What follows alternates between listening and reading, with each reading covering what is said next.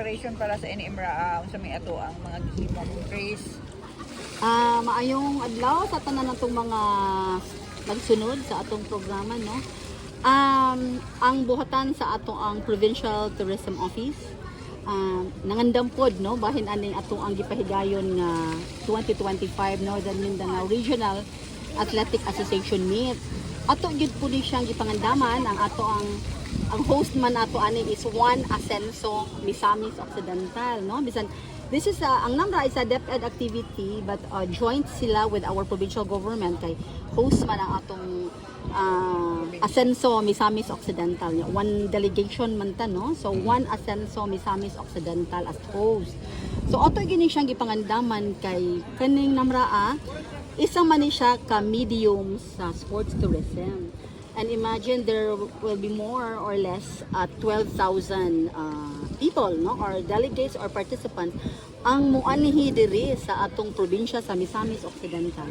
So una nga gitutukan nato karon kanang atong ipabati sa atong mga delegations, no, kay ang ato ang hardworking governor Attorney Henry S. Waminal kabalo man tatanan nga ang vision sa atong provincial government is for Misamis Occidental to become the leading tourism destination in Mindanao.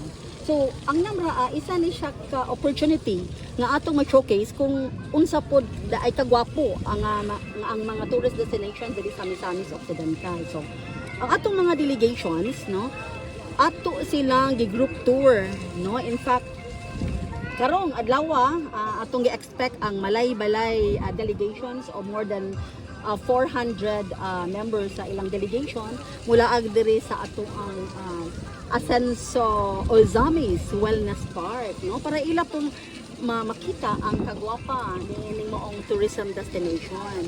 Sa gahapong adlaw nakita naman siguro ninyo, no, ang atong delegation sa El Salvador o sa Hinuog nga hapit po sila 500 members tanan libisita sa ato ang Asenso Global Garden. And nalipay kay sila, no. So dili lang ang ubang mga delegations nga moabot pa taman sa March 23, ang uban sa 24 atong gi-arrange, no, ang ilahang group tour. So atong gihimo na tungod kay atong ipapil, no, atong ipakita sa atong mga delegations in ana kamainiton ang Misamis Occidental, Juan Asenso Misamis Occidental sa pagdawat nila isip atong mga tourist. Kay tourist man sila. Unya, inline siya sa na built-in man gina sa atong core values, no, sa Misamis Occidental. Ang 5M nga ang Misamis nyon, matinahuron, matinod-anon, matinabangon, o mahigugmaon. So, ani nga paagi atong makabati sa atong mga turista, unsa ka mainiton ang Misamis nun, ang Misamis Occidental sa pagdawat nila. Ikaduha nato nga gihimo sa atong buhatan sa Provincial Tourism Office is offensive ta sa atong marketing, no. So atong giawhag ang atong mga kasikbit nga mga probinsya nga ali mo diri sa Misamis Occidental, tambong mo, tan-aw mo diri sa ato ang NAMRA, unya isa tan opportunity for you also to mulaag sad mo sa no, sa ato ang mga tourism destination. So isa sa atong gihimo is naantay gibutang Tourist Information and Assistance Center dito sa Mopac Grounds. Kay dito isa man na siya sa mga dako nga mga playing venue. So offensive atong marketing dito. In fact atong gi-onboard sad ang atong mga travel operators na sila dito para kung ang atong mga bisita, mga ginikanan, mga officials nga gusto mo tour, no, after nila na discover ang ubang mga destinations, gusto mo tour aron makita pa nila ang ubang mga tourism destination sa tibuok probinsya, maayudahan nato sila. Ang atong mga travel operators na dito na ilahang mga tour packages nga gihimo, unya makita nila dito ang mga natay mga promotional tourism materials, no, mga video ngaron ilag yung ma-appreciate kanang lugar amo nang adtuon kay inviting magid pud kaayo ang atong mga tourism destination. Unya isa sad nga atong gihimo, no, sa atong provincial government is in line gihapon ni sa atong intention nga ma-warmly welcome ang atong mga delegates is through our mayors, atong giawhag ang atong mga tourism related establishments sa tibuok probinsya nga na-cover sa mga billeting quarters and playing venues nga maghang sila og welcome streamers atubangan sa ilahang mga establishments para kumusuroy ang atong mga athletes delegates kay mangaon, mo ato sa accommodation, magpaspa, mo ato sa mga resto bar, coffee shop, cafe or wherever, no? Makita nila, wow, gina-welcome sila sa Misamis Occidental. Grabe ang Misamis Occidental. Ani ka mainito, no? Sa mo atiman o mo abi-abi sa atong mga bisita. And generally, offensive ta sa atong marketing, nagsabwag ta og mga promotional invitation materials sa Facebook, okay? So aron malanog gyud og atong ma-invite ang atong mga kasikbit nga mga lugar nga ali mo laag mo sa Misamis Occidental. So far ingon ana ta, and for the coming days atong look forward ang pag-welcome na sad sa ubang mga delegations. Naa pa ang Lanao del Norte because 11 delegations man ang ato ang namraa, ang Lanao del Norte, Camiguin, Valencia, Cagayan de Oro, Miss Oriental, Iligan, no? And of course, ang atong mga officials, technical officials, ato ang mga central office, DepEd officials and regional DepEd officials, grupo sad na sila and they are very excited to have their tour in Misamis Occidental.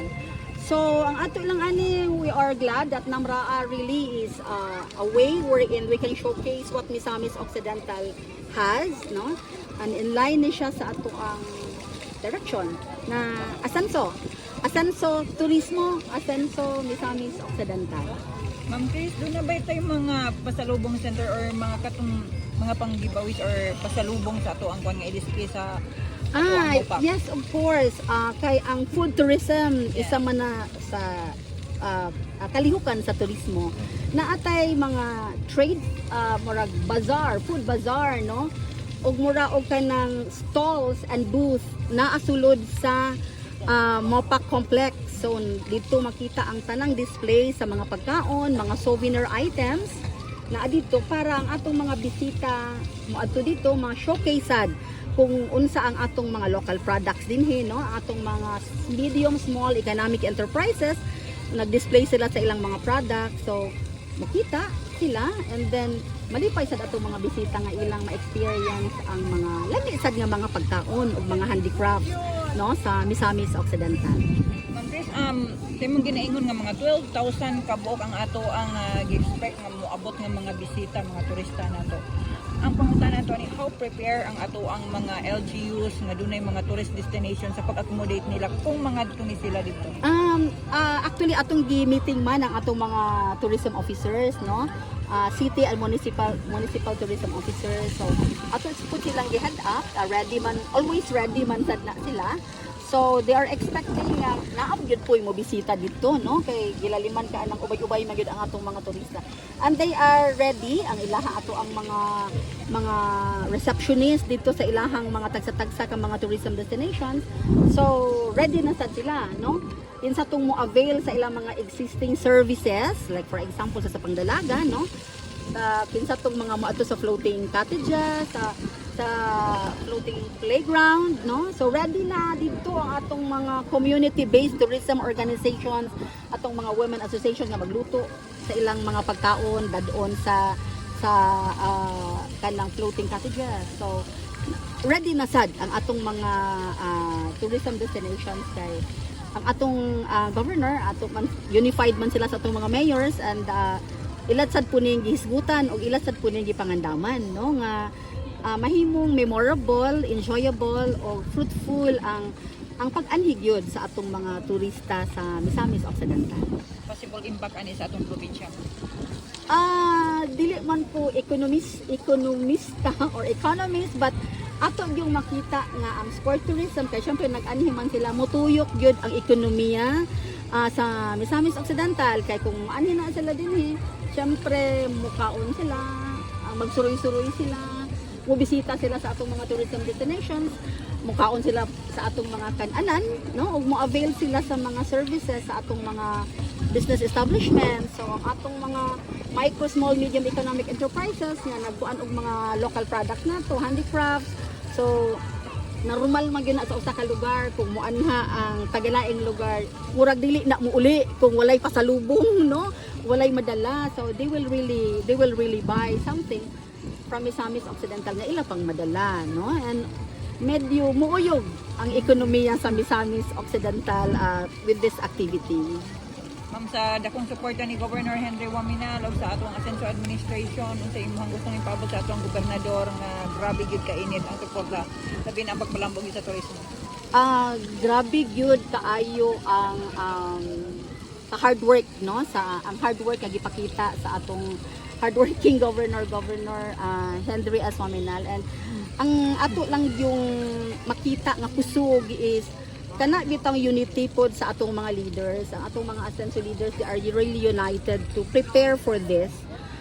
Unya ako kay nakasinati man gyud ko sa mga tours nga ginahimo, no, just like yesterday sa Asenso Global Gardens nga ato gyud silang gi-accommodate from Silanga to People's Gym in Tangub. Unya gipasaka nato ang atong mga nalaag ang atong mga delegation sa Asenso Global Gardens. So atong gitanaw ilahang safety, no? We have to make it sure nga walay maunsa nila, maayo sila pagkaatiman, no? So knowing nga habog ang terrain sa Asenso Global Gardens, ato gyud silang gikuha sa atong mga rescue vehicles para abot nila sa AGG atong ma-ensure ang ilang safety. Unya well coordinated sa dang atong mga ahensya, no? Ang atong mga city, municipal and provincial disaster office to asad sila dito para kung naay mga emergencies atong maayudahan ang atong mga delegations, ang atong mga medics, no?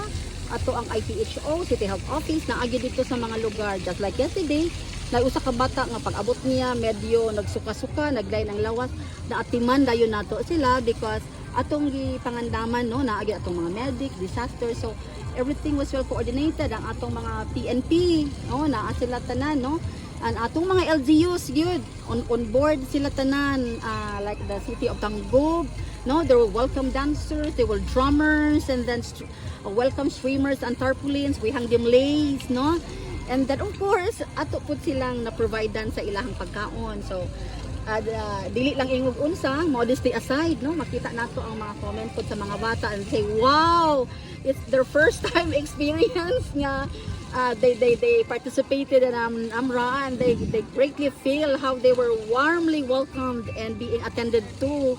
So that is something pod nga atong something we are proud of nga nakadungog ta sa atong mga delegates for positive comments, because ato magyud nang kuan sa atong halangdong governor nga atong ipa-feel nila kay turista magyud ni sila, no? Ato ipa-feel nila nga inana ang Misamis Occidental, Asenso Misamis Occidental mag-alaga, no? Ato gyud silang atimanon.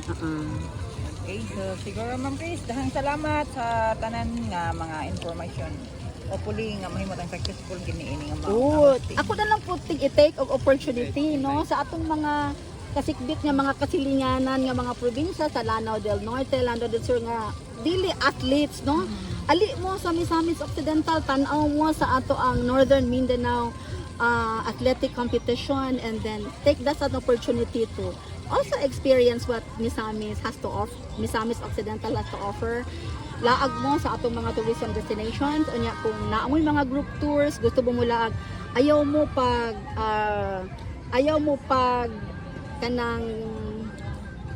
kalimot pagtawag sa opisina sa atong Provincial Tourism Office. Pwede niyo tawagon na among buhatan sa 0953-815-8312 o andami sa among buhatan sa Provincial Tourism Office pag-assist ninyo sa inyong mga tours, ato i-connect sa atong mga travel operators. Isa lang ma'am, kita bisita na to, dinapit nga bisita sa opening. Wala pa tayo na-confirm karon nga dinapit nga bisita. Giplanuhan nga atong imbitahon, of course, ang atong secretary sa Department of Education kay DepEd activity magyud ang namraa, but so far wala pa tayo nakuha ng confirmation. The opening will be on March 26. Thank you ma'am. Thank you. Thank you.